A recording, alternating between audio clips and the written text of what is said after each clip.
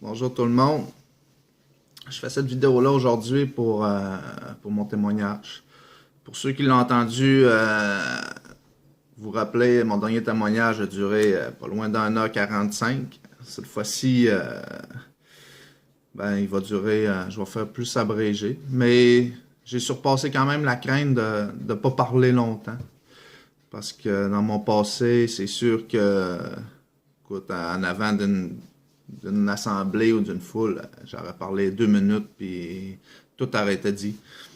Mais mon témoignage aujourd'hui est axé vraiment sur par où ce que j'ai passé, puis ce que Dieu, le chemin que Dieu a fait dans ma vie. Dans le fond, le chemin que Jésus a fait dans ma vie. Dans le fond, pour commencer, je veux surtout remercier le Seigneur vraiment pour toutes les choses qu'il a accomplies à travers moi. Pour m'avoir utilisé pour un témoignage que sûrement que je vais faire de plus en plus. Et je voudrais remercier aussi toute ma famille qui ont été là au parcours de moins beau, dans ma noirceur, mais qui ont toujours été là. Donc, moi, je me nomme Nathaël. Je suis l'aîné d'une famille de 4 enfants. Père et mère séparés. Ma mère s'est remariée. Écoutez, j'ai passé mon enfance par l'intimidation, par la crainte, par la difficulté à m'exprimer. J'étais quelqu'un qui vivait les choses en dedans. Donc, j'étais renfermé, j'étais timide, j'étais, tu sais, tout des comportements que j'ai vécu avec toute mon enfance. Puis ces comportements-là m'ont mené vraiment à l'âge de 14 ans. Ils m'ont mené à consommer de l'alcool à l'école. Ça se dit drôle, mais il m'a amené à consommer de l'alcool puis des drogues dès mon jeune âge, à 14 ans. Puis c'était déjà une problématique parce que c'était régulier. J'en avais besoin. Je m'étais créé une attente, un besoin que si j'avais pas ça, j'étais pas capable de m'exprimer. J'avais de la difficulté à interagir avec les autres. Puis je croyais que ça m'aidait. Ben, ça m'a aidé un certain temps, tu sais, je vous le cacherai pas, ça m'a aidé. Mais, tu sais, le processus que ça l'a fait, ça l'a quand même amené, ça l'a pas enlevé la colère, ça l'a pas enlevé les frustrations, ça l'a pas enlevé ma tristesse intérieure. Donc, j'ai perduré de même à l'école parce que j'allais à l'école à l'âge de 14 ans. Donc, j'ai perduré de même jusqu'à l'âge de 17 ans. À consommer ses heures de dîner, à consommer les soirs, les fins de semaine. Mais ça a eu beaucoup d'impact sur mon apprentissage. Donc, le désintérêt de l'école, il était là. C'est sûr qu'il était là. Donc, à 17 ans, j'ai lâché l'école. Tu sais, j'ai décroché parce que pour moi, ce que je faisais à l'école, je pouvais le faire n'importe où. Donc, j'avais vraiment pas besoin d'aller à l'école. Mais tu sais, c'est comme si moi, dans ma vie, j'ai décidé d'aller à l'école de la vie, tu sais. L'école des choix, l'école de la vie où le cadre, c'était moi qui allais le choisir. Puis ça a fait que vraiment, là, de 18 ans, de 17 ans, à aller jusqu'à,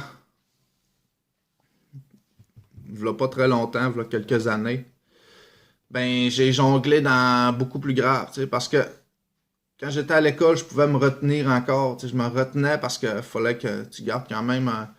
Mais quand j'ai pu relâcher tout ça, tu sais, je me suis mis vraiment à tomber dans beaucoup plus d'alcool, dans toutes sortes de drogues, des drogues fortes, des drogues qui créent des grosses dépendances. Puis surtout, ça m'a amené à la détention. Ça m'a amené à la détention à multiples reprises. J'étais allé, parce que, tu sais, pour ceux qui ont fait de la détention, tu sais, on sait que pour la plupart du temps, c'est répétitif. Donc, tu sais, j'ai pas vraiment été libre, là, depuis l'âge de 18 ans. J'ai été libre des années entre là, mais tu sais, j'ai jonglé entre la justice, les conditions, tu sais, j'étais sur du 24-24 chez nous, donc j'étais tout le temps en condition, j'étais tout le temps en surveillance de la justice, puis aussitôt que la justice enlevait son emprise sur moi, ben, ça déchirait, tu sais, ça... Donc, tu sais, j'étais allé en détention peut-être 3-4 fois, puis progressivement, ben, les sentences augmentaient. Les sentences augmentaient. Tu sais, j'ai fait une semaine la première fois, j'ai fait 6 mois la deuxième, j'ai fait... mais c'est juste pour expliquer le processus de... Pourquoi? Parce que j'ai commencé à vendre des stupéfiants, j'ai commencé à voler, j'ai commencé à... pour pouvoir me payer la consommation, pour pouvoir me sentir peut-être... je sais pas, je me sentais accepté, je me sentais respecté, je me sentais... Mais tous ces faux sentiments-là sont irréels. Parce que il y a juste aujourd'hui que je connais vraiment le respect. Tu sais, il y a juste où ce que je me sens vraiment aimé, où ce que je me sens vraiment accepté. Tu sais, c'est juste aujourd'hui que je connais vraiment la valeur de ces mots-là. Donc j'ai jonglé en détention sans vraiment comprendre le bien puis le mal que je faisais. Tu sais, c'était de l'incompréhension parce que tu sais, je sortais de détention, j'essayais d'interagir avec la société, on va dire, tu sais, on va appeler. Puis j'avais de la difficulté. J'avais de la difficulté à complètement m'intégrer, tu sais, parce que pour moi, c'était plus facile de retourner dans mes anciens agissements. C'était plus facile parce que tu sais, je sentais que ma place était là. Tu sais, je sentais que c'était ça qui était plus facile pour moi. Fait que donc, je croyais que c'était. J'ai fini par y croire. Tu sais. J'ai vraiment fini par y croire que ma vie était destinée à ça. Tu sais, que, dans le fond. Puis, pardon. J'ai vraiment fini par y croire. Puis, tu sais, ça l'a fait que. Ça l'a fait vraiment du mal autour. Ça l'a fait du mal autour parce que je l'ai déjà déclaré à la famille. Puis, tu sais, ça n'a pas de bon sens. Ça l'a amené beaucoup de pleurs parce que, au-delà de là, tu sais, je peux dire que toutes les fois que j'étais allé en détention, ben, tu sais, la seule personne que j'appelais, que je sentais qu'il fallait que j'appelle, c'était ma mère. Tu sais, on dirait que j'avais plus d'autres amis, on dirait que j'avais plus rien, mais j'appelais ma mère. Puis ma mère, ben, elle venait. Ma mère venait, elle comprenait pas, mais elle s'occupait. Elle essayait de croire, elle croyait pareil, même si, tu sais, Dieu, elle priait peut-être bien pas nécessairement dans ce temps-là, mais elle voulait croire que c'était la bonne, tu sais, cette fois-là, ça allait être la bonne, puis j'allais m'en sortir. Puis moi aussi, je voulais y croire. Moi aussi, je voulais y croire, mais jamais j'aurais cru que c'était plus difficile que ça de vivre avec soi-même, tu sais, de vivre la réalité à jeun, de vivre la réalité en voyant, tu sais, parce que c'était ça ma plus grande difficulté, être capable de fonctionner activement sans consommer, puis sans rien, tu sais, ça a été vraiment une difficulté pour moi. Puis, c'est ça, j'ai jonglé de même, puis jusqu'à très récemment, là où ce que j'étais, parce que, tu sais, je me suis fait arrêter il y a peut-être 2 ans, ma dernière arrestation. Tu sais, depuis l'âge de 20 ans, j'avais perdu un sens dans ma vie, là. Je me laissais mourir dans la drogue, c'est sûr. Pourquoi? Parce que, tu sais, même quand j'y réfléchis aujourd'hui, ça avait pas de sens, tu sais. Il y avait plus rien qui me donnait goût. C'était pas une question d'argent, c'était pas une question d'avoir une femme dans ma vie, c'était pas une question de... C'était vraiment une question que j'étais plus capable de vivre avec moi-même. J'étais plus capable de vivre avec toute tout ce que j'avais refoulé depuis mon enfance, tu sais, toute la colère, toute la tristesse que j'avais pas libérée à l'intérieur de moi, ben, je vivais avec, puis je savais pas comment faire pour... ben, je savais même pas, j'étais même pas capable encore, aller aux dernières années, de vraiment mettre les mots sur ce que je vivais. Donc, j'étais pogné avec. J'étais pogné avec, puis le seul soulagement que j'avais, c'était consommer. C'était le seul soulagement que j'avais. Puis j'ai essayé de changer de consommation, j'ai essayé de les augmenter, j'ai essayé de les baisser, j'ai essayé d'arrêter, mais j'ai tout le temps recommencé, tu sais, parce que je ciblais pas ce qui pouvait me soulager. Puis en même temps, quand ça fait plusieurs fois que, tu sais, pour moi, c'est sûrement par orgueil, vu que je m'étais fait arrêter plusieurs fois, puis ça faisait plusieurs fois que je recommençais ma vie, ben tu sais, je voulais pas démontrer la faiblesse, tu sais, je voulais pas démontrer que ça allait pas bien, je voulais pas démontrer, donc je gardais l'image que tout va bien, je me reprends en main, mais c'était juste l'extérieur, c'était juste l'extérieur parce que au-delà de n'importe quel travail que j'ai pu faire, parce que tu sais, je suis quelqu'un de travaillant, je suis quelqu'un de motivé, je suis quelqu'un de, au-delà de tout ce que j'ai pu accomplir à l'extérieur de moi, ben l'intérieur était triste, était en colère, était triste, puis ça, ben c'est la consommation qui me l'a apporté, qui m'a apporté un soulagement pendant depuis l'âge de 14 ans à l'âge de 32 ans. T'sais. Donc, faites le calcul, c'est la seule chose que j'ai cru qui pouvait m'aider jusqu'à cet âge-là.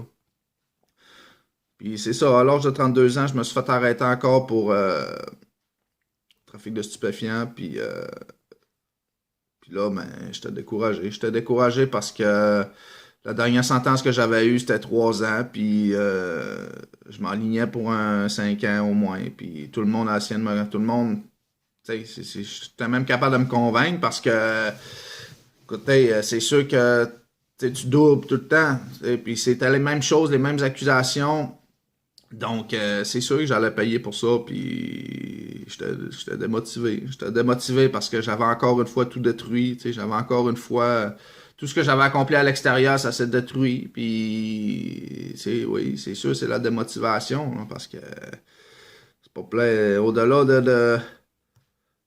de tout faire pour aller en prison, ben, tu veux pas, là, tu sais, quand t'es là, tu veux pas y aller, là, tu veux pas être là, tu sais, c'est pas un endroit où t'es supposé de trop te sentir bien, tu sais, mais quand j'ai tout fait pour y aller, donc c'est là que j'ai fini.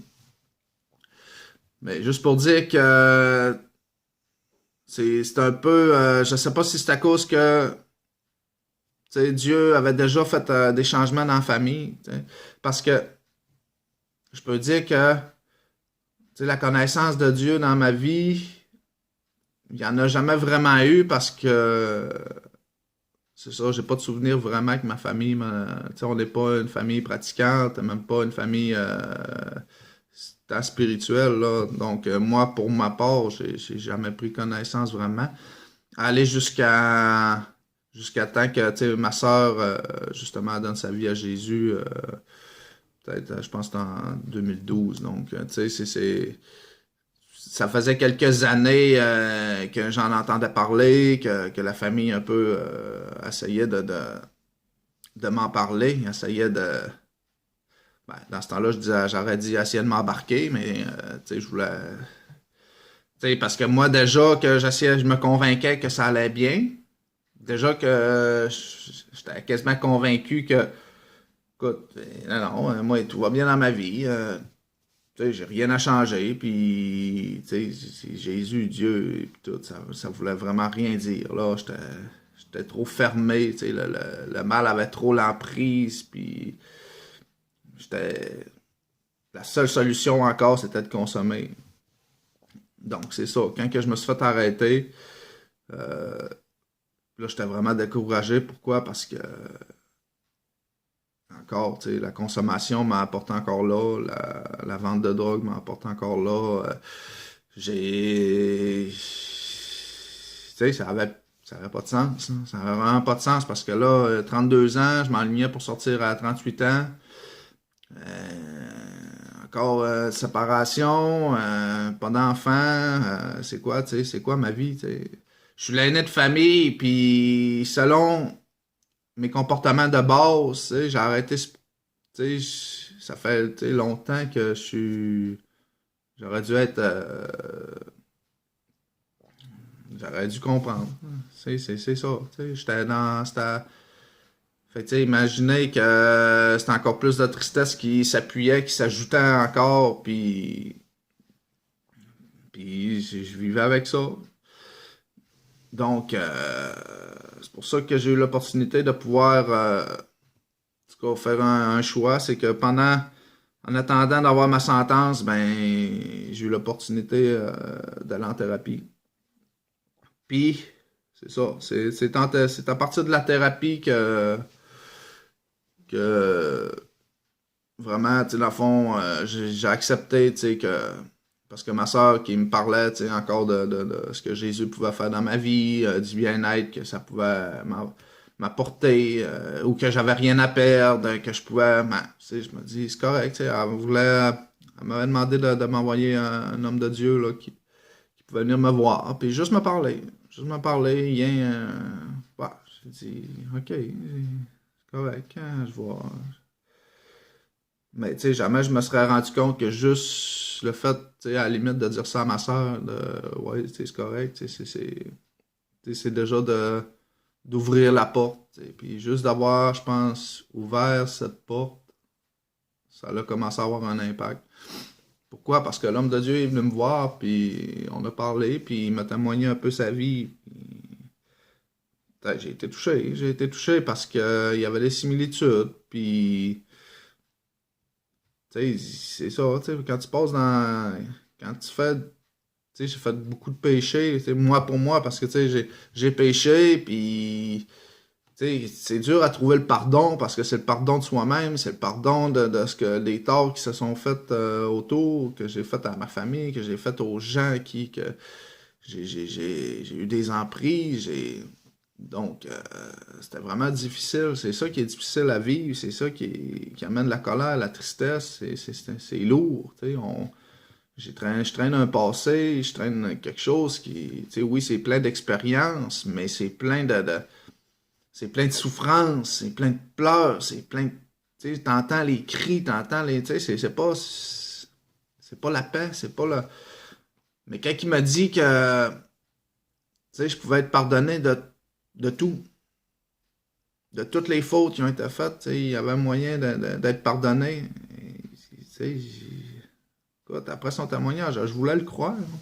Je voulais le croire. Donc, quand il m'a dit est-ce que tu aimerais faire cette prière-là avec moi, puis dire faire de Jésus ton sauveur et ton. Ben, j'ai accepté, puis c'était pas rien, là, c'était pas là.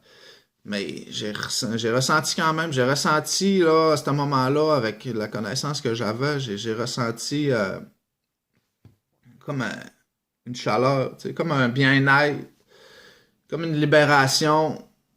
Je sais pas si je me suis senti pardonné, puis c'était, je sais pas, je pleurais, puis j'étais.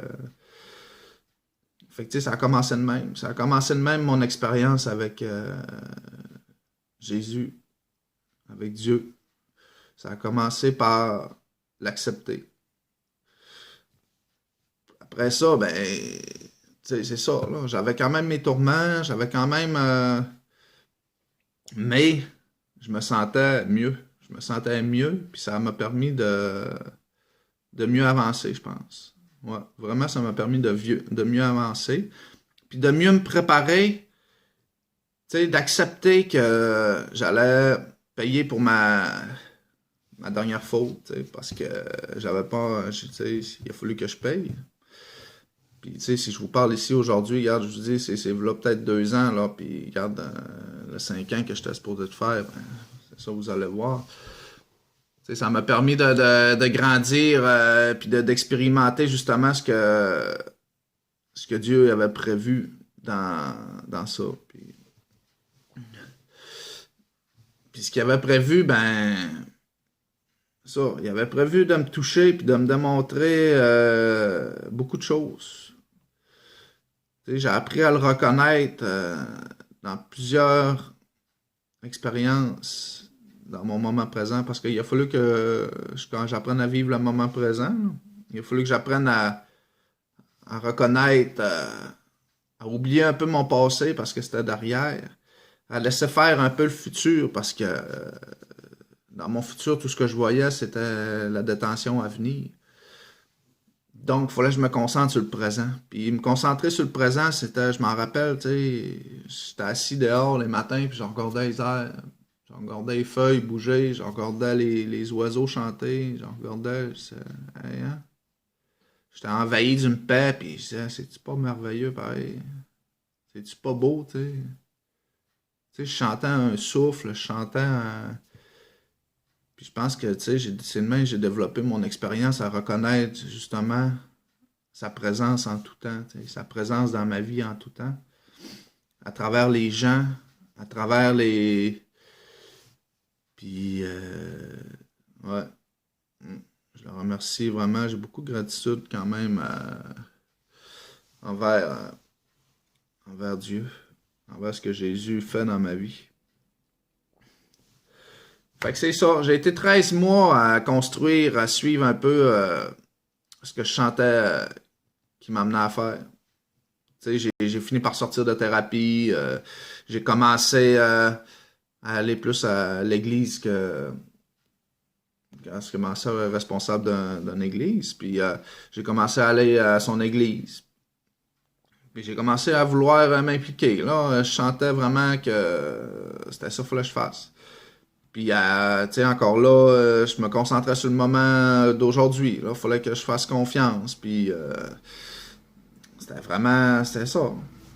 Puis, ça m'a permis, tu sais, il y a eu beaucoup de choses inexplicables déjà pour moi. Puis, j'essayais de reconnaître, je comparais, j'analysais. Tu sais, je suis quelqu'un qui analyse beaucoup les choses.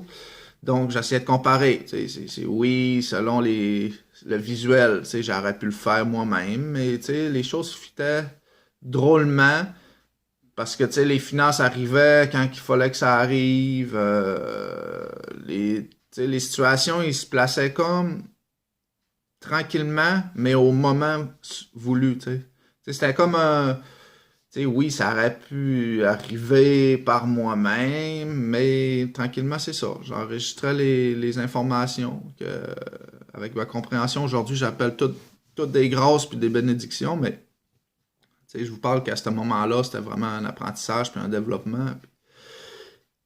Puis, tu sais, à travers ça, c'est ça, j'ai rencontré une femme, tu sais, j'ai rencontré une femme qui est aujourd'hui ma fiancée.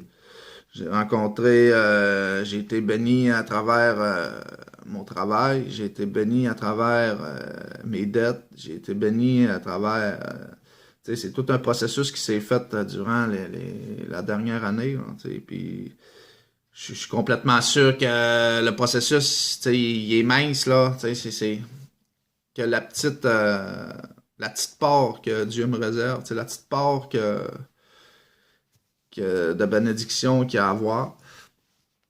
Pour me rendre jusqu'au mois d'octobre l'année passée, c'est ça, ouais, mois d'octobre, où ce que j'ai eu vraiment ma sentence. Mais je peux peut-être dire par rapport à ma sentence, là où ce que j'ai vraiment, là, mais c'était vraiment Dieu qui parlait, tu sais, vraiment, où ce que j'ai senti que j'étais revêtu, tu sais, du Saint-Esprit, où ce que les mots qui sortaient de ma bouche n'étaient plus les miens, là. Ben, ce moment-là, c'est vraiment là où il a fallu que je plaide pour mon verdict, pour ma sentence. C'est là où ça allait avoir un impact, là. Là où il a fallu que je dise, là où il fallait que je dise les bons mots pour que le juge, la procureure, puis tout le monde prenne une décision future. Puis je m'en rappelle, on va se mettre un peu...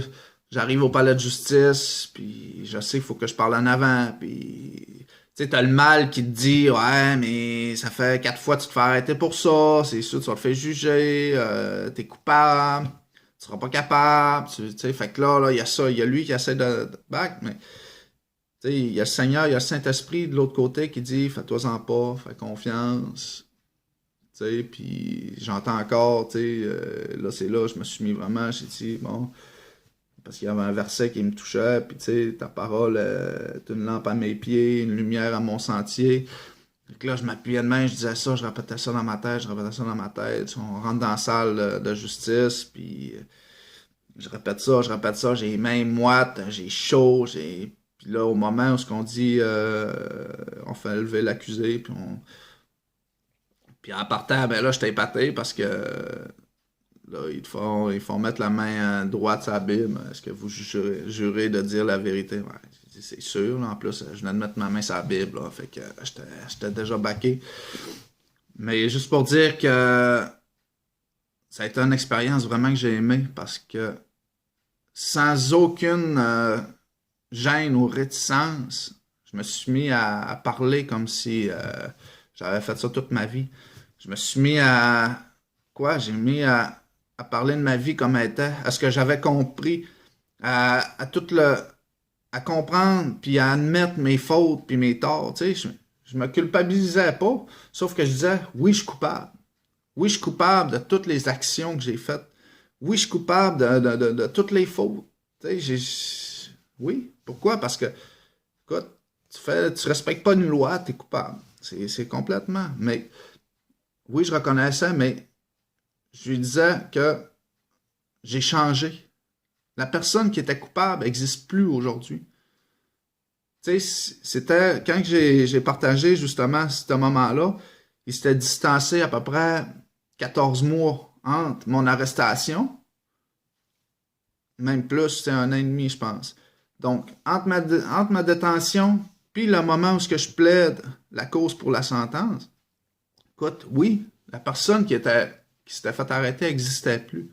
Pourquoi? Parce que, tu sais, devant la cour, devant la justice, devant tous les gens, tu sais, j'ai dit que Dieu était dans ma vie, que Jésus était dans ma vie, puis que d'avoir développé ma spiritualité, d'avoir développé toutes ces choses-là, m'avait, dans le fond, libéré de toutes les fautes, avait changé en moi des choses qui étaient plus pareilles. Tu sais, j'avais vécu une renaissance, j'avais vécu une résurrection, tu sais, j'étais plus la même personne. Puis la personne que j'étais aujourd'hui, oui, j'admettais qu'il faut que je paye pour mes erreurs. Il faut qu'on en finisse, il faut que je paye pour mes erreurs. Mais je voulais vraiment que la procureure, le juge, sache. Ouais, désolé, ça a coupé un peu tantôt. Mais c'est ça que je disais. Je voulais être sûr que tout le monde sache, la société sache, la justice sache que oui, il faut que je paye pour mes erreurs, puis que je suis prêt à payer pour mes erreurs. Mais que chacun sache que la personne qui est envoyée en détention, la personne qui va sentencer n'est plus la même. Que j'admettais vraiment mes fautes, puis que je m'étais repenti vraiment de toutes mes fautes. Puis que c'était pas par ma grâce, mais c'était vraiment parce que Jésus avait fait dans ma vie. Par rapport au chemin qu'il avait fait, par rapport à tout. Puis je le reconnaissais. Puis, écoute, c'est vraiment, si vous auriez été là, pour ceux qui ont été, c'est sûr qu'ils pourront en témoigner peut-être, mais vraiment, c'était vraiment une grâce, là, tu sais, c'est sûr que tu voyais, c'était le Saint-Esprit, là. Même mon co-accusé a été béni dans... Même l'avocat du co-accusé avait quasiment rien à dire, s'est appuyé sur ce que j'avais dit, tu sais, donc... écoute, vraiment, c'est un moment inoubliable qui va rester marqué dans mon esprit. Ça m'a amené quelques mois par après où là, j'ai eu vraiment mon verdict. Puis que j'étais en paix. J'étais en paix, peu importe ce que j'allais obtenir, j'étais en paix.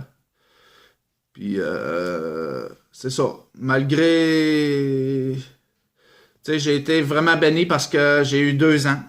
J'ai été sentencé de 2 ans de détention au lieu de 5. Puis j'ai remercié le Seigneur dans ma tête parce que, dans le fond, j'ai été sentencé moins élevé que ma dernière sentence. Puis c'était vraiment une grâce. Puis c'était déjà un miracle. Puis juste par l'attitude que j'avais, puis de remercier le Seigneur pour ce verdict, de remercier vraiment pour ce qui m'arrivait, ben, ça m'a permis de voir encore plus grand. Plus grand, pourquoi? Est-ce que je dis ça? Parce que aussitôt que j'ai rentré pour 2 ans, seulement 3 mois après, j'étais à l'extérieur. Donc, j'ai été libéré 3 mois après. C'est comme si aujourd'hui, je vois que Dieu m'a dit, fais-moi confiance. Il m'a dit au début, fais-moi confiance. Parce que, tu sais, Dieu, il savait qu'il fallait que je paye pour ma dette. Tu sais, peut-être que oui, il aurait dit, ah, tu sais, oui, je veux pas l'envoyer en détention, mais écoute, on fait affaire, il y a des lois, il y a des, tu sais, il y a des procédures, il y a des choses il y a des processus, il y a des choses à respecter. Puis, à ce moment-là, ce qu'il a pu faire, c'est qu'au lieu que j'obtienne 5 ans, il a pu faire que j'obtienne 2 ans. Puis ça, c'est par sa grâce. Puis après ça, ben, en gardant confiance en lui, ben, je suis persuadé qu'en gardant confiance en lui, puis en continuant de m'appuyer sur lui, ben, il a fait que ces 2 ans-là se transforment en 3 mois. Qui était, tu sais, pour pour le pourcentage de possibilités que ça soit accepté ou que ça soit possible, écoute, c'est sûr que c'est une grâce. C'est sûr que c'est une grâce. Puis, il y a beaucoup de gens qui le savent, puis beaucoup de gens peuvent. Beaucoup de gens, parce que, en tout cas, quand tu es multirécidiviste, tu es à risque élevé de replonger. Puis, écoute, c'est sûr que quand moi je check l'image extérieure, c'est normal, hein, c'est normal parce que jamais tu as pu faire confiance. Mais tu sais, c'était pas en moi qu'il fallait. C'était pas en qui j'étais qu'il fallait réussir à faire confiance. C'était vraiment un travail que Dieu avait fait en moi. Donc c'est ça qui s'est fait. C'est vraiment basé sur ça. C'est vraiment, tu sais, un message d'encouragement. C'est vraiment un message pour démontrer que de faire confiance en Jésus, ça m'a permis de me sortir des situations douloureuses de ma vie. Ça m'a permis de me libérer. Ça m'a permis de vivre une paix, d'être comblé dans tous les domaines de ma vie. Tu sais, je parle pas beaucoup des finances puis de la prospérité matérielle parce que tu sais, j'ai été beaucoup matérialiste dans le passé. Puis je veux pas mettre d'impact sur les bénédictions monétaires, sur les bénédictions matérielles parce que c'est pas la principale. Tu sais, c'est pas ça le principal. Le principal, c'est vraiment la bénédiction sentimentale, émotionnelle. Tu sais, d'être capable de vivre une paix intérieure, puis d'être capable de te sentir bien, peu importe où ce que je suis. Ça a permis justement de profiter de mes biens monétaires, de mes biens matériels, de mes biens d'aujourd'hui, la fiancée qui fait partie de ma vie, que je remercie beaucoup parce qu'elle aussi, elle a vécu des choses à travers mon parcours. Puis Dieu a un plan pour nous, j'en suis convaincu. Mais à la base, c'est vraiment ma relation avec lui que je développe tous les jours. Donc, c'est sûr que mon gros témoignage encore, tu sais, c'est vraiment le fait d'avoir passé de 5 ans de détention au final à 3 mois et retourner en liberté afin de pouvoir pas faire n'importe quoi, de pouvoir faire la volonté de Dieu, tu sais, de faire ce que Dieu me dit de faire, puis qui sont des projets de paix, des projets de bonheur. Donc, je vous remercie vraiment pour ceux d'écouter. J'espère que vous avez trouvé cette vidéo-là un petit peu plus abrégée. C'est sûr qu'il y a beaucoup de choses à dire, surtout quand on est heureux puis on est en paix. Il y a tellement des choses à dire, il y a tellement des choses à témoigner parce que je suis béni tous les jours. Mais on aura la chance de discuter d'un prochain temps, ça c'est sûr. Pourquoi? Parce que c'est bien entre frères de pouvoir partager de ce que Dieu fait. de développer notre foi ensemble, de grandir ensemble parce que oui, nous sommes dans la paix, nous sommes dans le bonheur, puis nous voulons que, surtout que, tu sais, je veux que chaque personne qui vive dans la détresse que je vivais, qui vive dans la colère, qui vive, ben, soit libérée, soit vie, tu sais, cette paix-là, là, elle n'est pas pour moi. Cette paix-là est pour tout le monde. Il faut que, tu sais, ben, je souhaite, tu sais, le Seigneur souhaite nous rendre la paix à tout le monde, souhaite nous bénir tout le monde. Il faut juste reconnaître son existence. Il faut juste reconnaître que c'est lui, tu sais, notre Seigneur, notre Sauveur. Puis, pour ma part, tu sais, pour ma part, je l'ai mis à l'épreuve. Tu sais, pas je l'ai mis à preuve, mais je l'ai mis au défi. Puis, j'ai juste pris le temps de dire, ouais, tu sais, parce que ça coûte rien. Ça coûte rien de dire, je vais juste aller voir, puis... Mais pour ma part, j'ai pas été déçu, puis pour ma part, j'ai pas eu besoin de me promener d'une église à une autre, de jongler. Pourquoi? Parce que j'ai vraiment su que si je suis béni dans tous les domaines de ma vie, alors c'est quoi la nécessité d'aller jongler d'une église à une autre? Hein? Parce que c'est vraiment le questionnement que j'ai eu, tu sais, donc, tu sais, c'est vraiment, j'ai fait une analyse, puis chaque domaine de ma vie est comblé. Donc, sans aucun doute, je suis à la place où il faut que je sois, où ce que Dieu m'appelle. Donc, je vous remercie vraiment beaucoup, puis désolé encore que la vidéo est coupée, mais merci Seigneur, vraiment pour ce que tu fais dans ma vie, puis dans la vie de chacun. Merci d'avoir guéri mon cœur, d'avoir guéri mon âme, de m'avoir amené la lumière dans ma vie de ténèbres. Alors vraiment, je prie pour que chaque personne trouve ce que Dieu a pour lui, trouve la lumière que Dieu a prévue. Alors merci de m'avoir écouté, puis soyez bénis.